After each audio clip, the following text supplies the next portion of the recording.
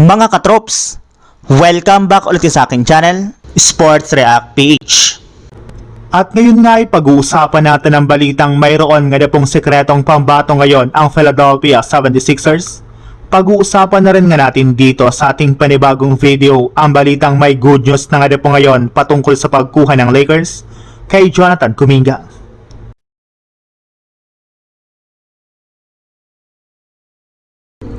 Halos lahat nga po mga katrops ng mga fans at analyst ay nakatutok sa starting lineup ng Philadelphia 76ers sa pagiging star-studded nito. Halos lahat nga po ng kanilang mga starter ay nag-average ng double-digit points at may kakayahan pa na makapagtala ng malalaking puntos kung gugustuhin lamang nila. Sila rin naman nga po ang nag-iisang team sa NBA na halos lahat ng mga starter ay merong legit na opensa at depensa.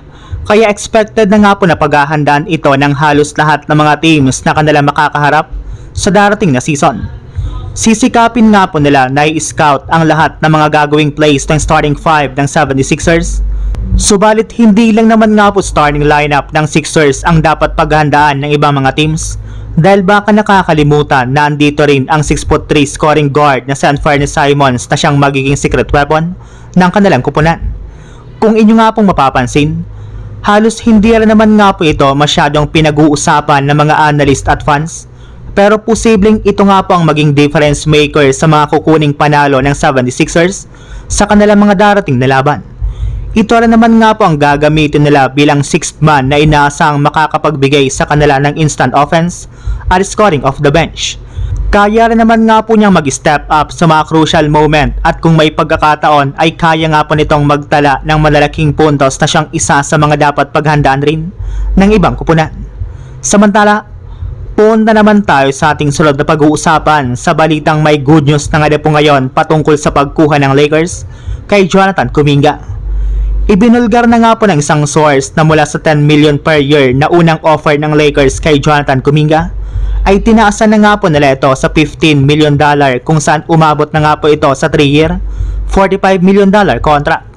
Sa ngayon nga po ay sila na ang nag-iisang team na may pinakamalaking offer kay Jonathan Kuminga, gayong ang kaya lang naman nga pong i-offer ng Cavs at Wolves ay umabot sa $6 million.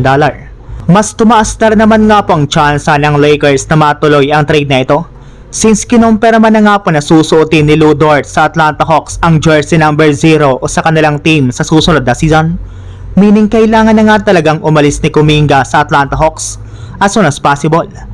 Pero bago pa man nga po yan matuloy ay kailangan muna nga po silang makapag-pull off ng isang 4-team trade kung saan makukuha nga po ng Lakers si Jonathan Kuminga. Masusungkit rin naman nga po dito ng Hawks ang 2027 Knicks second rounder mula sa Nets, 2032 first round pick swap at 2032 second rounder na parehong mula sa Lakers at isang $18 million na trade exception. Kuha naman nga po dito ng Bulls si Dalton Knecht, habang ang Nets naman ay masusungkit sina Jaden Hardy, Mohamed Gay, 2027 second rounder, 2031 lowest second rounder mula sa Bulls at isang 2033 second rounder.